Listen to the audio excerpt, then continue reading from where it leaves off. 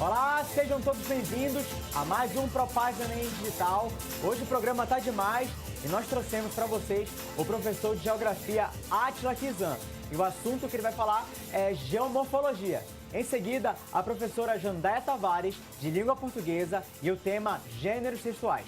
E para encerrar o programa, a professora Roberta Macedo vem dar umas dicas de redação aqui pra gente. Tá preparado? Fica ligado e tenham todos uma ótima aula! Fala galera, a gente vai falar de um tema especial hoje, viu? Geomorfologia. A geografia ela se diferencia das demais disciplinas não apenas por ser a melhor. Tô brincando. A geografia ela consegue dialogar com vários ramos do conhecimento.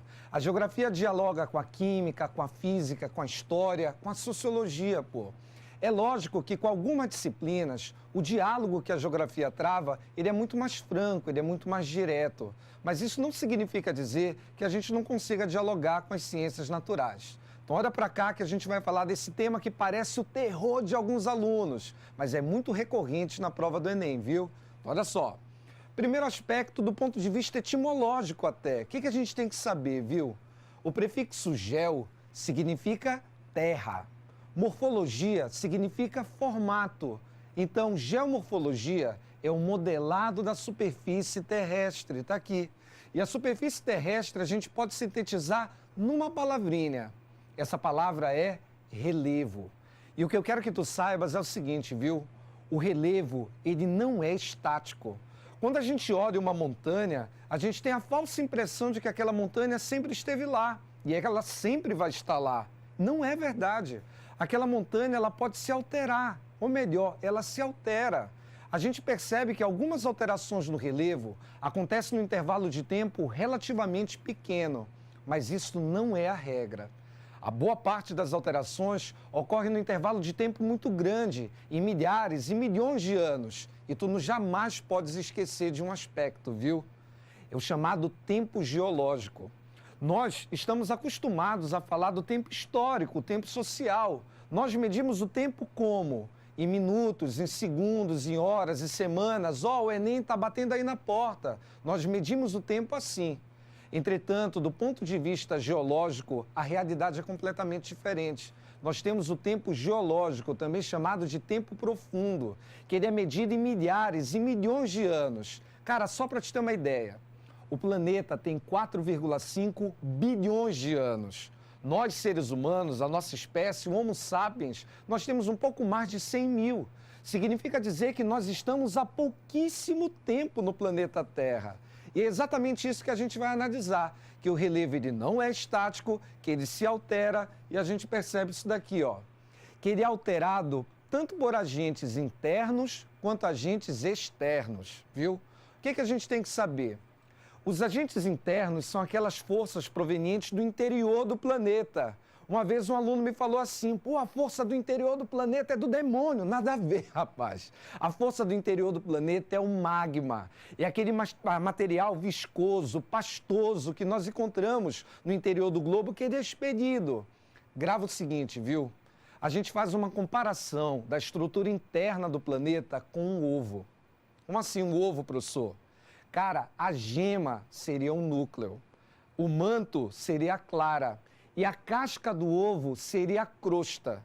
E é exatamente lá, no manto, que nós encontramos o magma, esse material viscoso, pastoso, que está numa temperatura elevadíssima, está numa pressão enorme e esse material acaba extravasando. E ele pressiona a crosta.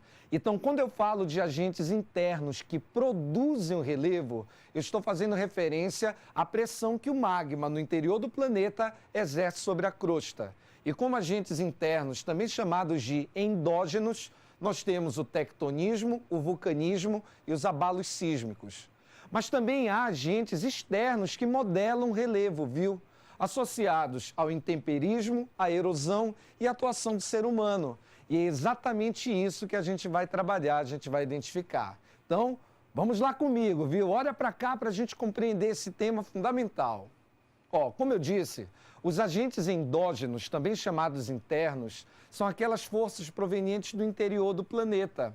Exemplo do tectonismo.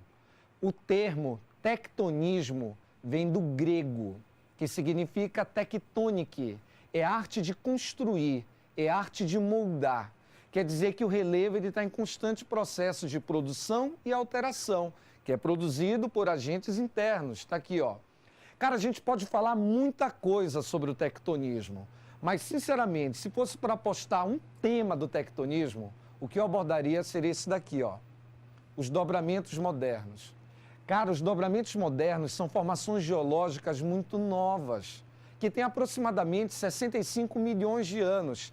Cara, 65 milhões de anos para o tempo geológico não é nada. Aconteceu ontem. 65 milhões é muito novo. Se a gente lembrar da escala de tempo geológica, a gente vai ver que isso daí é da era Cenozoica. Ceno é novo, oico é vida, é a vida recente, que teve início há 65 milhões de anos, viu? E os dobramentos modernos, eles são encontrados onde? No contato das placas tectônicas. A gente sabe que a crosta terrestre, naquele exemplo que eu dei, né, a comparação com o ovo, a crosta é uma casca toda dividida, ela está fragmentada, e ela está fragmentada em placas tectônicas. E a crosta, ela desliza no magma pastoso, chamado de astenosfera. E quando duas placas se chocam, eu tenho a formação de dobramento moderno. Professor, ainda não entendi isso daí. Olha para cá, olha para a imagem que tu vai perceber isso daqui, viu? Nós temos, ó, a Cordilheira dos Andes, que é um dobramento moderno da era Cenozoica, e também a Cordilheira do Himalaia, que tem o Monte Everest. O que eu quero que tu percebas, olha esse mapa. O mapa, ele identifica as placas tectônicas pelo planeta, viu? Observem ali a placa de Nazca. Acha comigo aqui, ó. Acha comigo a placa de Nazca. Bem aqui, ó. A placa de Nazca. Ela se chocando com a placa sul-americana. Esse contato aqui, ele é um contato convergente. Olha como a placa de Nazca, ela está indo em direção ao leste. E a placa sul-americana no sentido oposto. A placa de Nazca, ela é mais densa. E ela afunda no magma. Olha o termo, ela gera uma zona de subducção, que a gente chama na geografia física. Subducção é destruição. A placa de Nazca, ela é destruída no magma. E a placa sul-americana, por ser mais mole, por ser mais maleável, a placa sul-americana se dobra, ela se enruga, ela forma o que a gente chama de dobramentos modernos. Então, ó, grava o seguinte, viu? Os dobramentos são áreas encontradas na borda das placas, no contato das placas tectônicas, e são áreas que têm uma grande instabilidade do ponto de vista geológico. Vira e mexe tem terremotos. Ei, o Enem adora falar sobre isso, que é no contato das placas tectônicas que os terremotos eles são muito mais intensos, eles são muito mais frequentes. E a gente já vai ter uma conclusão especial do Brasil sobre isso, viu? E ó, os dobramentos modernos têm as grandes altitudes do globo. Tu sabes me dizer qual é o ponto mais alto do planeta? É o Monte Everest. O Monte Everest tem 8.800 metros de altitude, cara. Para te ter uma ideia, o ponto mais alto do Brasil, que é o Pico da Neblina, tem cerca de 3.000 metros. Para ver que os dobramentos modernos são as grandes estruturas montanhosas do globo, viu? E aí a gente pode concluir um aspecto. Cara, olha o mapinha, de novo, olha o mapa lá, viu? O Brasil, ele está na borda da placa sul-americana ou ele está no centro da placa sul-americana? Pô, não escutei. Tá onde? Ei, o Brasil está no centro da placa sul-americana. E é por isso que o Brasil não tem movimentos tectônicos dessa magnitude aí, dessa intensidade. Significa dizer que o Brasil tem uma estabilidade do ponto de vista geológico. Anota aí no teu material que isso é importante, anota essa observação. O Brasil não possui dobramentos modernos. E só de saber que o Brasil não tem dobramentos modernos, a gente sabe que o nosso relevo ele tem uma constituição geológica antiga. É lá das eras pré-cambriana e paleozoica. Além disso, o Brasil tem estabilidade do ponto de vista geológico, não tem grandes tremores. Consequentemente, não tem grandes altitudes também, tem altitudes modestas. Dá uma olhada nisso daí, ó, nos pontos mais altos do Brasil, viu? Dá para perceber Pico da Neblina, Pico 31 de Março, só que esses picos aí, eles não foram criados pela orogenia. Orogênese, contato horizontal das placas formando as grandes montanhas. Eles foram criados, grava o nome, viu? pela epirogenia, a epirogênese, que é o soerguimento ou rebaixamento da crosta. Olha o mapinha, volta para o mapa lá, ó. Esse mapa identifica que o Brasil tem altitudes que são relativamente modestas. Cara, calcula-se que mais de 90% do território brasileiro não tem mais de 1.000 metros. 90% do território brasileiro está abaixo da casa dos 1.000 metros. O que tem mais de 1.000, ó, é exceção no território nacional. O Brasil tem altitudes modestas, que esses morros, essas serras, foram criados devido ao movimento epirogenético. Que quando eu comparo com a orogênese, a epirogênese é o movimento vertical da placa, ó, soerguimento e rebaixamento da placa. É um processo muito mais antigo e com estabilidade geológica. Então, primeiro agente interno, tectonismo. Mas, ó, ligado ao tectonismo, nós temos também o que vai aparecer aqui no slide, ó, o vulcanismo. O termo vulcão, tá, é uma referência ao deus do fogo, o deus Vulcano. E, pô, não vamos complicar o que é fácil. O vulcão nada mais é do que a estrutura que possibilita o extravasamento do magma, que faz com que o magma que está no interior do planeta, ele chegue até a superfície, viu? Só que esse magma, quando ele sai do interior do planeta, ele muda de nome. É mais apropriado denominado de lava. Magma, quando está no interior do planeta. Lava, quando ele chega até a superfície, viu? E olha só, se eu fosse apostar num ponto para a tua prova sobre o vulcanismo, esse ponto seria esse daqui, ó.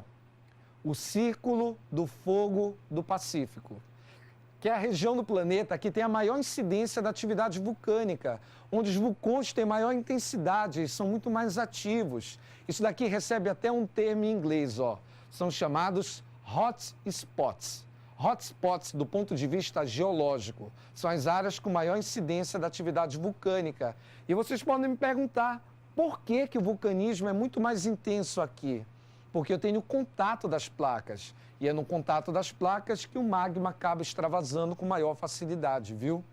Mas, ó, se não falar do Círculo do Fogo do Pacífico, pode ser que eles abordem um evento histórico. E falem, por exemplo, de Pompeia. O que a gente tem aí?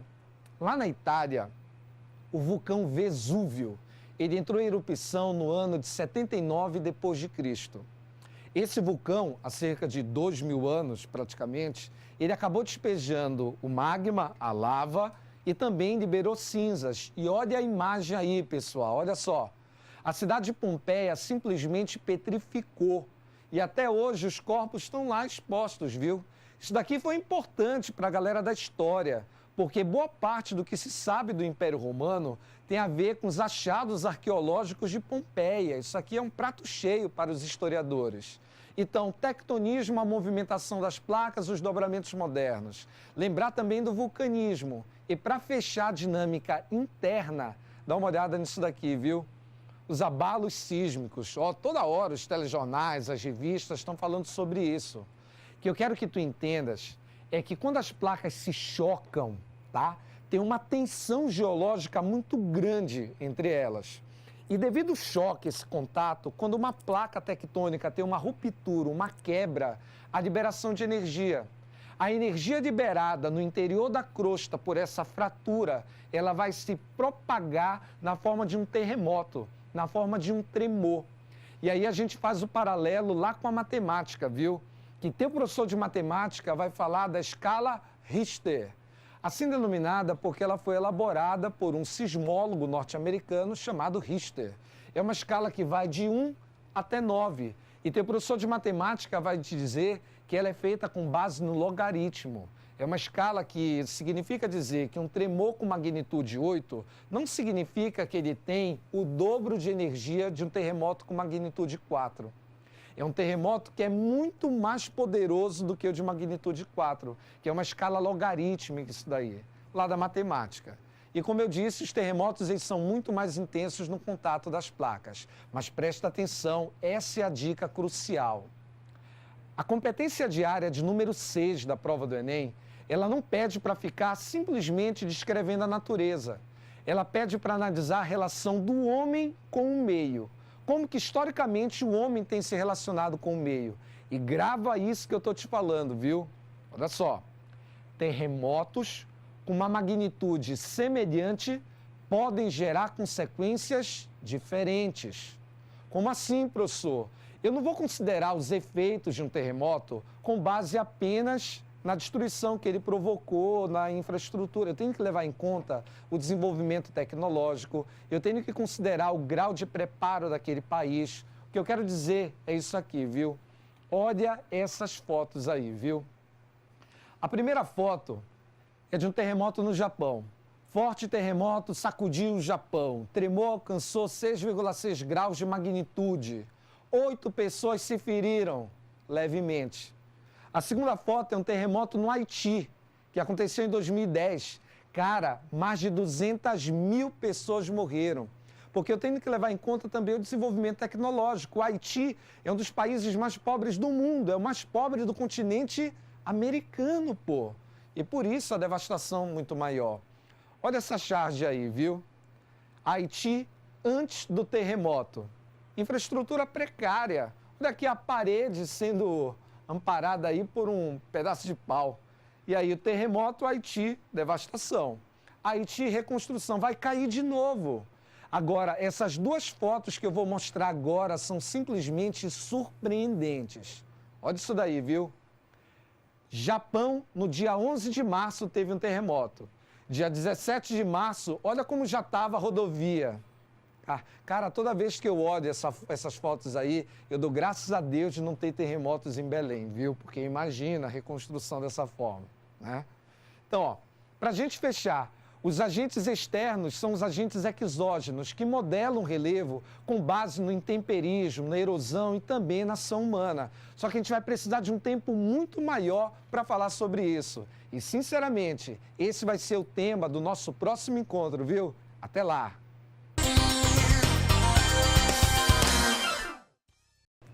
Olá, como vai? Futuro calouro. Aqui é a professora Jondaia Tavares. Estou aqui para dar umas dicas para você a respeito do nosso objeto de conhecimento, gênero textual. Entre os 5 objetos de conhecimento mais trabalhados no Enem está o gênero textual. Eu escolhi para ti o editorial e o artigo de opinião. 2 dentro da esfera do jornalismo, da esfera do texto jornalístico, que mais são trabalhados no Enem, que mais são caracterizados, que tentam pegar de você características fundamentais, diferenciadas, mas que possam detalhar essa sua habilidade em reconhecer o que é o gênero textual. Bem, pensando nisso, é que eu devo te ressaltar o seguinte: gênero textual, o que é, na verdade? A nossa possibilidade, a nossa necessidade de comunicação, de expressar a linguagem, de socializarmos, permite que a gente utilize alguns tipos de texto. Essas variações, particularidade na linguagem, fazer com que eles se adaptem ao nosso bel prazer, daí surgem o gênero textual. São diversos, inúmeros mesmo. Dependendo do nosso momento histórico, de nossas necessidades de comunicação, de nossa vontade de comunicar, deve-se ressaltar, né? E aí surgem e substituem-se, modificam-se, modelam-se a partir dessas necessidades de comunicação.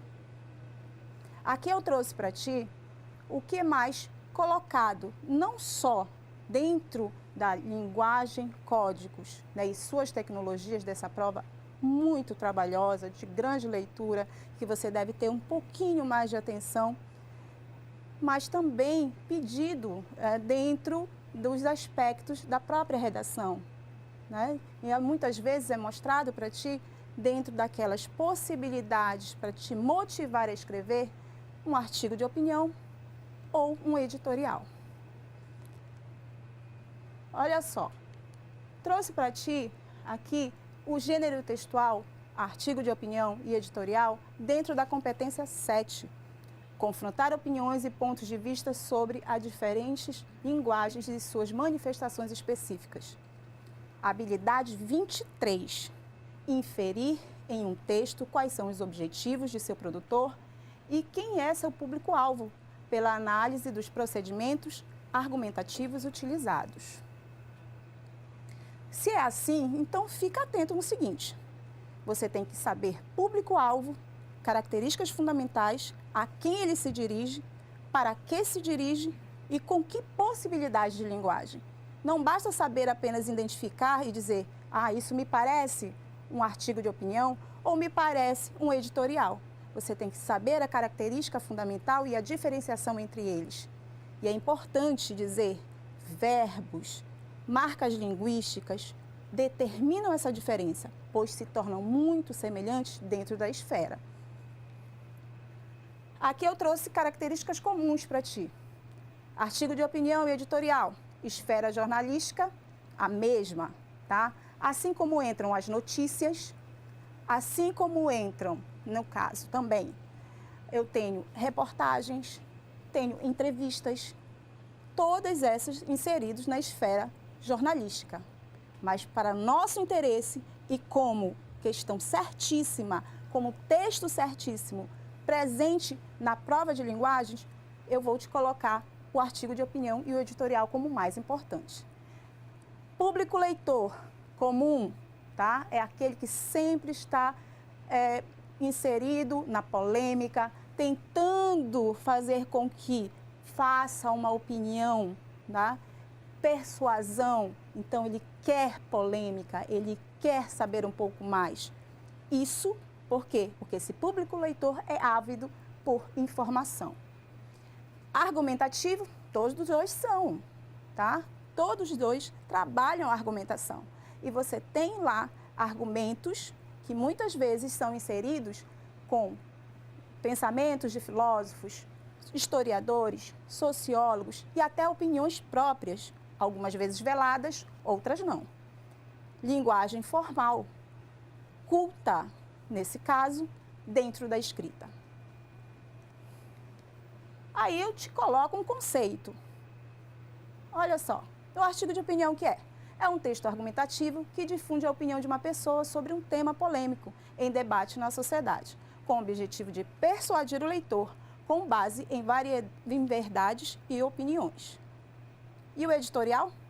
É um texto de natureza argumentativa que expressa a opinião de jornal ou de uma revista, sem marcadores de subjetividade, o que é importantíssimo. Marca isso aí, tá? Deixa isso gravado na tua memória. Sem marcadores de subjetividade sobre um assunto da atualidade. Tem por finalidade convencer o leitor a respeito de um determinado ponto de vista, o qual se fundamenta em comparações, exemplificações, depoimentos, pesquisas, dados estatísticos, etc.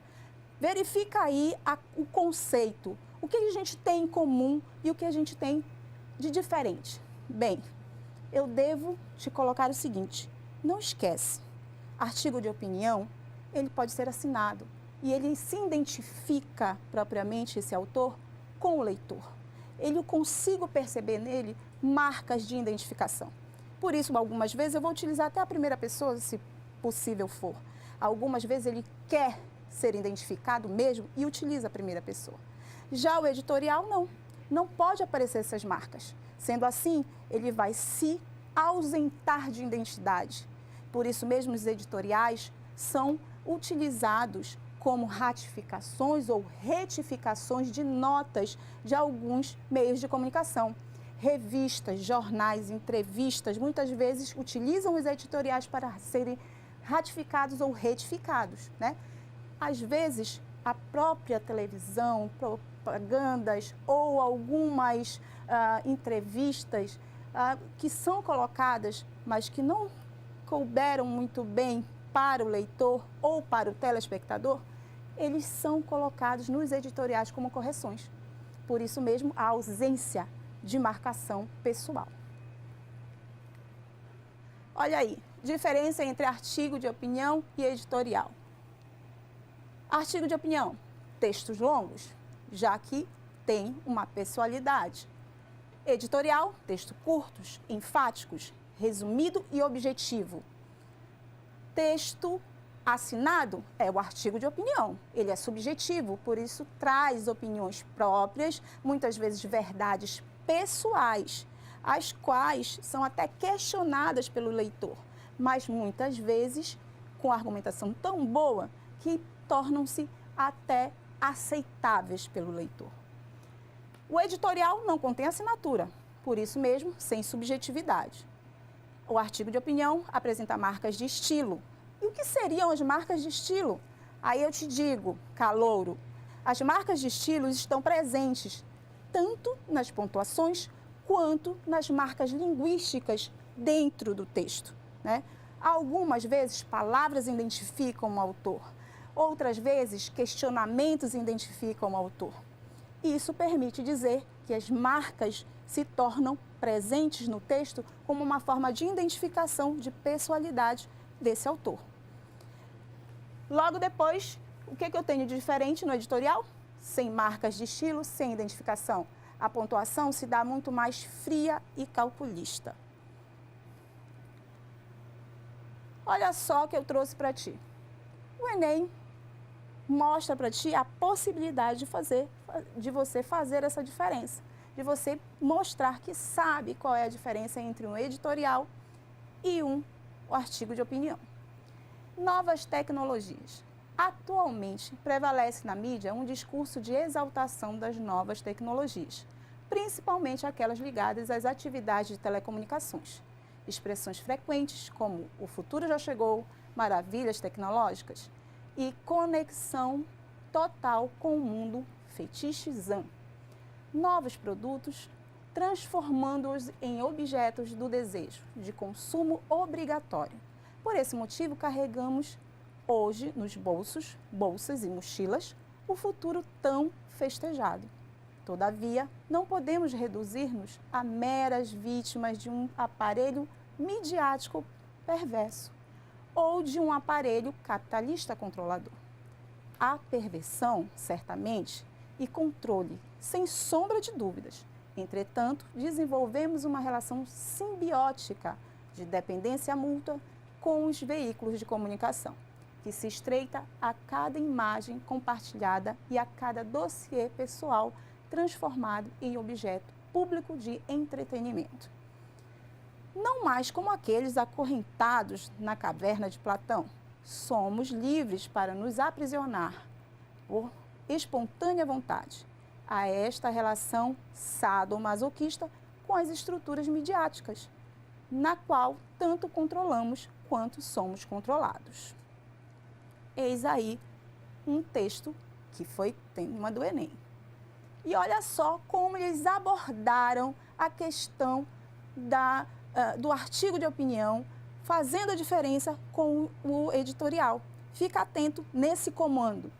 Ao escrever um artigo de opinião, o produtor precisa criar uma base de orientação linguística, que permite alcançar os leitores e convencê-los com relação ao ponto de vista defendido. Diante disso, nesse texto, as escolhas das formas verbais em destaque objetiva. Letra A. Criar relação de subordinação entre o leitor e o autor, já que ambos usam as novas tecnologias. Então, existe uma tal subordinação entre eles. B. Enfatizar a probabilidade de que toda a população brasileira esteja aprisionada às novas tecnologias. C. Indicar de forma clara o ponto de vista que hoje as pessoas são controladas pelas novas tecnologias. E letra D. Tornar o leitor copartícipe do ponto de vista de que ele manipula as novas tecnologias e por elas é manipulado.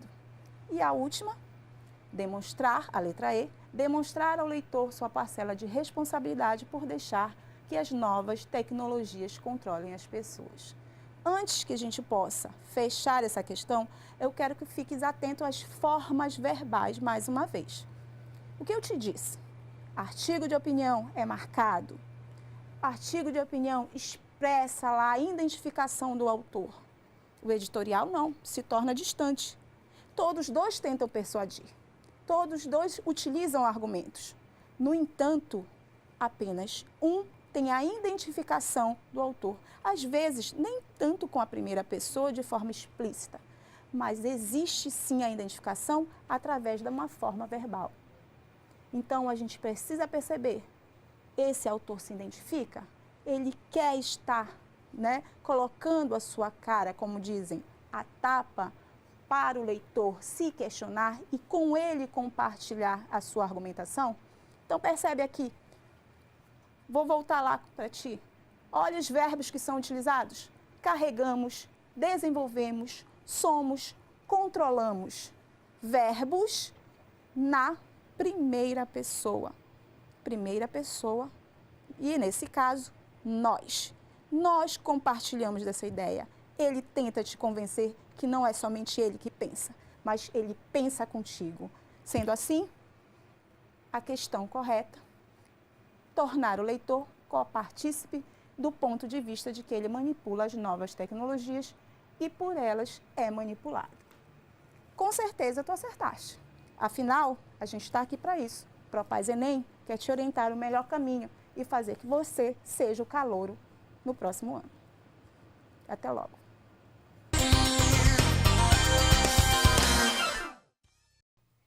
Olá, telespectador Enem. Eu sou a professora Roberta Macedo e vim aqui conversar com você sobre a tão temida redação.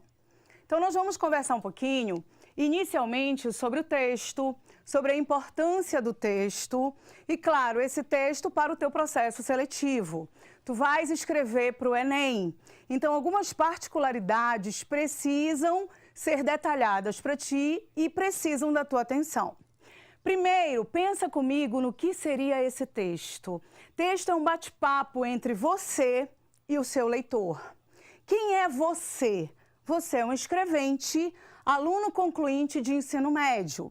Por mais que você já tenha concluído, por mais que você tenha concluído há 5 anos, 10 anos, 15 anos, não interessa. Para o Enem, você é um concluinte de ensino médio, então você precisa respeitar a linguagem desse processo.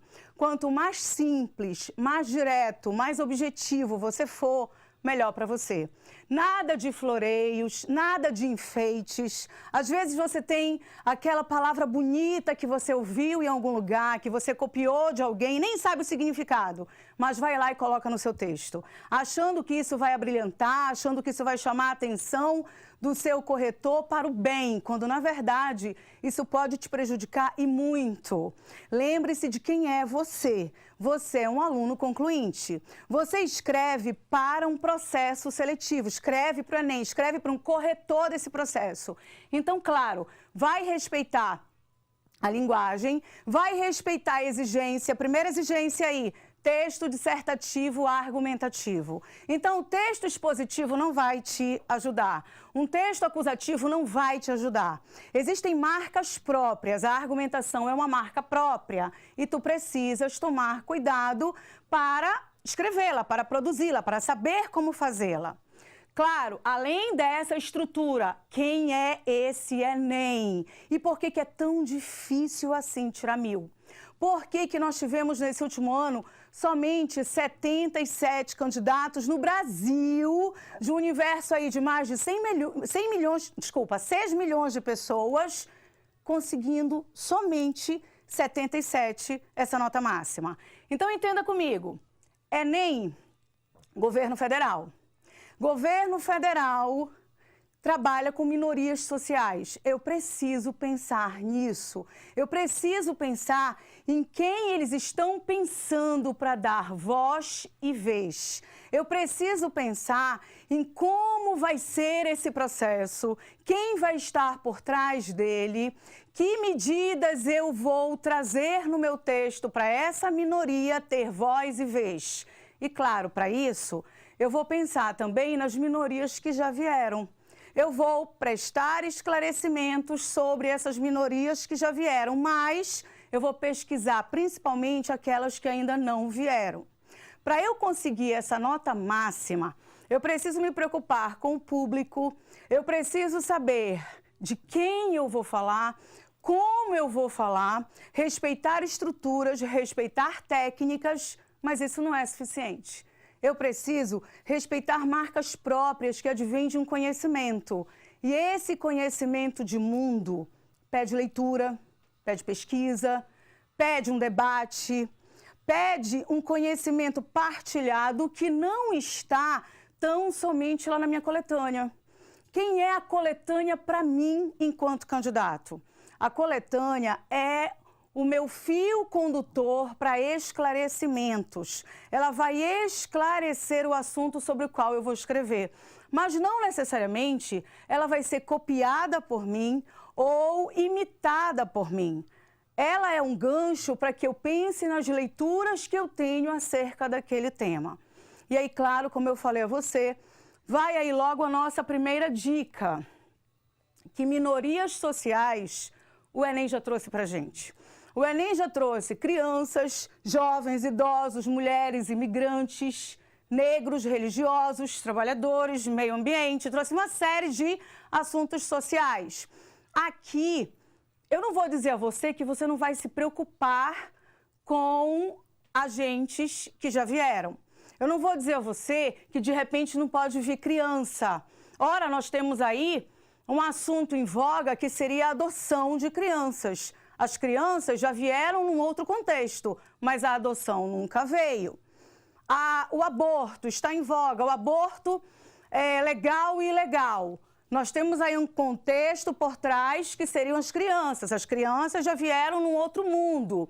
As crianças vieram na criminalidade, mas de repente, num outro contexto, nós poderíamos ter essas crianças voltando. Eu quero te dizer que a expectativa de um público que já veio é menor do que um público que ainda não veio. Nós já tivemos, ano passado, os negros na segunda aplicação, quando tratamos do racismo. Nós tivemos, em 2012, os imigrantes. Ora, hoje a mídia, ela está massacrando várias matérias sobre imigração. E, de repente, você pode pensar que pode vir a imigração. Não vou dizer que não possa vir, mas eu vou dizer que ela veio recentemente. Então, vamos pensar em públicos que ainda não foram priorizados. Vamos pensar em públicos que ainda não tiveram voz e vez. Aí você vai me dizer, Roberta, as mulheres, mesmo com tanta proteção, elas ainda são muito marginalizadas. Nós temos ainda um problema social muito grande em relação às mulheres. Nós temos somente 10% da diminuição da violência contra elas. Mas as mulheres vieram em 2014. Não vou te dizer que elas não venham esse ano, mas eu vou te falar que a probabilidade é menor.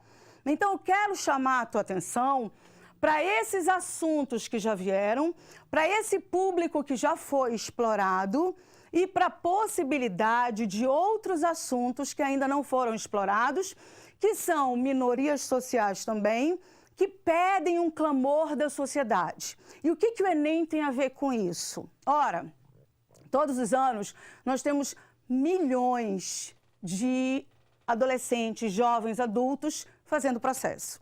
Então, nós temos mais de 6 milhões de pessoas por trás desse processo. O assunto que vem na redação é um assunto discutido entre esses candidatos, logo depois com as suas famílias em casa e muito mais adiante com todo o bombardeio midiático. Então, é um assunto que tem vez, e tendo vez, ele causa uma reflexão no interlocutor. Ele causa uma reflexão no público que está ali ouvindo sobre aquilo. Se nós não conseguirmos uma mudança social, a gente consegue pelo menos uma reflexão sobre aquele assunto. Então, claro, o Enem vem para isso. E eu quero chamar a tua atenção não só para esse público que já veio, mas para um público que ainda está por vir. Um público que, de repente, está aí, ó, nessa fila, esperando ano após ano, para que possa ser divulgado também, para que possa ser repensado, para que haja uma reflexão dessa sociedade, clamando por respeito, clamando por uma parada em preconceitos, em discriminações. Então, eu falo de quem? Minorias que aguardam voz e vez. Nós temos os deficientes. E nós temos um alto número de deficientes. E aqui eu falo dos deficientes de forma geral. Aquele que tem qualquer limitação, que tem qualquer deficiência e que a sociedade infelizmente, ainda exclui, mesmo com todo o conhecimento que nós temos de que esse deficiente não é um inútil. Pelo contrário, ele é um ser social como eu, você. Ele clama também por essa voz, ele clama por justiça, ele quer um espaço na sociedade para estudar, para trabalhar, para ter uma vida comum como eu tenho, como você tem. Então, esse deficiente nunca veio. Nós temos uma grande quantidade de pessoas com deficiência nesse país que pedem esse olhar de respeito, esse olhar de solidariedade, esse olhar de amor, de humanidade, que infelizmente a sociedade ainda não tem.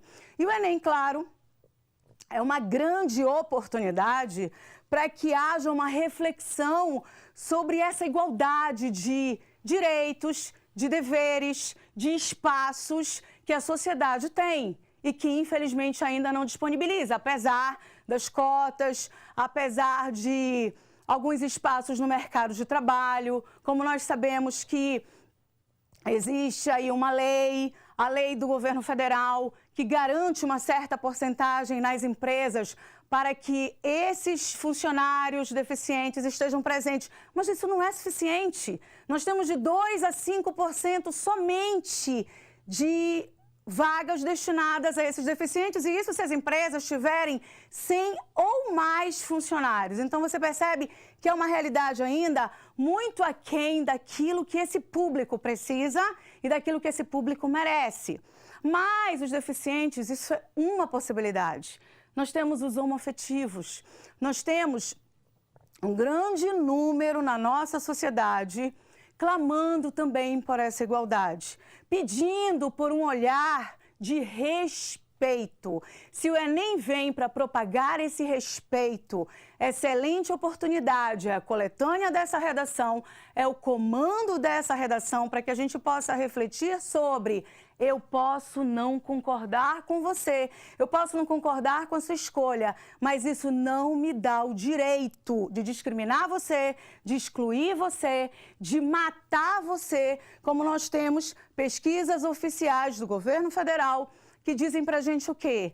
Que a cada 28 horas no Brasil, um homoafetivo é morto. O Brasil é o país que mais mata homoafetivo no mundo. Isso é muito grave. Nós temos aí eventos grandiosos como a Parada Gay, que reúne milhões de pessoas todos os anos, mas isso não é suficiente para que esse público tenha os seus direitos garantidos. Infelizmente, não é suficiente sequer para que eles tenham voz nessa sociedade, nessa nação.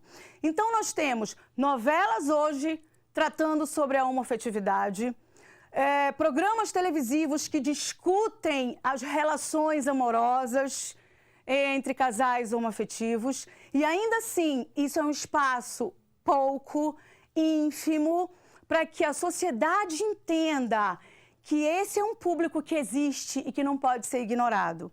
E não só não pode ser ignorado, ele não pode ser desrespeitado. O mesmo respeito que você quer, a mesma consideração que você quer, o mesmo espaço na sociedade que você quer, o mesmo direito de adotar filhos que você quer, qualquer casal homoafetivo também quer. É apenas esse espaço, é apenas esse olhar, esse entendimento que esse público quer. E o Enem, com certeza, é um grande espaço para isso. Mas, como eu te disse, essa é uma possibilidade. Dentro dessas possibilidades, a gente tem os transgêneros.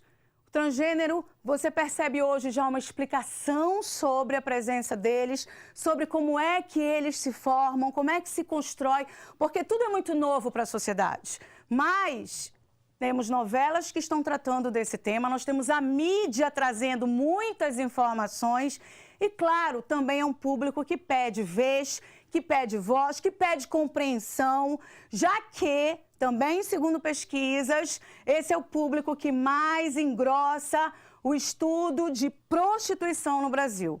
O maior número de prostituição está entre os transgêneros. Por quê? pela falta de oportunidades, pela rejeição familiar, pela rejeição social de forma geral. Então, gente, a gente precisa parar um pouquinho e pensar nesse público que não veio, nesse público que está na fila esperando para ser visto por essa nação, para ser escutado por essa nação, para ser respeitado por essa nação. Então, aqui ficam dicas para você olhar com uma certa atenção, para você parar e, olha, nesse um pouquinho mais de um mês que a gente tem pela frente, fazer pesquisas, fazer leituras sobre esses públicos especificamente. As prostitutas, que também não vieram. Nós temos aí a prostituição como tratada ainda como um problema social. Nós temos na prostituição muitos transgêneros, como eu falei a você, e a gente precisa repensar esses valores. A gente precisa repensar o olhar sobre essas pessoas. Como um público que ainda não veio, uma minoria que ainda não veio, a gente também precisa conhecer esse número, precisa conhecer o que leva a pessoa à prostituição. E aí a gente também explora a prostituição infantil, já que o Brasil ele vem liderando essa prostituição infantil já há um certo tempo, já há vários anos. E, conforme você sabe, é essa prostituição infantil que vem seduzindo pessoas de outros países a visitar cada vez mais o Brasil. Então, esse é um problema social grave, é um problema social que merece discussão, que merece reflexão. Tá? Outro problema social gravíssimo são as pessoas em situação de rua. Hoje no Brasil nós temos aproximadamente 104 mil pessoas morando nas ruas. Isso é grave demais. Até pelos fatores que levam a esse aumento, levam a tamanha gravidade, muitas vezes sem reversão. Porque um dos fatores que antes não existia e que hoje existe, por mais tenso que isso possa parecer para a gente, é morador de rua com nível superior. Morador de rua que já trabalhou em multinacionais e hoje está desempregado e sem condições de manter as suas despesas, sem condições de conseguir um novo espaço nessa sociedade, sem condições de ter a sua dignidade de volta, ele vai parar nas ruas. Então, nós temos mais esse quadro gravíssimo, tá? Não é só aquele morador que é um viciado, que foi rejeitado pela família, ou que perdeu tudo. Então, nós temos aí mais um quadro social para a gente pensar, uma vez que a crise social, a crise econômica, a crise política instalada no Brasil hoje, vem trazendo essas consequências gravíssimas. Temos os dependentes químicos. Precisamos discutir a realidade dessas pessoas. Precisamos parar um pouquinho e pensar que essa dependência química, ela não está somente lá na periferia, ela não está só lá na miséria, ela está em todos os lares, porque as facilidades, elas vão lá na casa do pobre, mas elas também, essa facilidade vai lá na casa do rico. Vai na pessoa não instruída ou na pessoa instruída. Não interessa a porta que ela bate, interessa que é um problema social grave, que só faz crescer nesse país, e variados são os motivos que vem aí causando esse aumento. Hoje nós temos um alto grau de depressão entre crianças, adolescentes, jovens. Essa depressão é uma ponta para levar a essa dependência. A gente precisa discutir aqui, dentro dessa dependência também, claro, as drogas lícitas e ilícitas. A gente não está falando só de uma dependência que não é liberada. Vamos falar de tudo. A gente tem um problema social grave, que é o álcool na vida de crianças e na vida de adolescentes. E pior, por mais triste que isso nos pareça, aquele álcool na vida do adolescente que é estimulado dentro de casa, cuja família apoia, cuja família aplaude. Vamos também parar e repensar esses valores. Indígenas. Os indígenas desde 1500, nunca respeitados.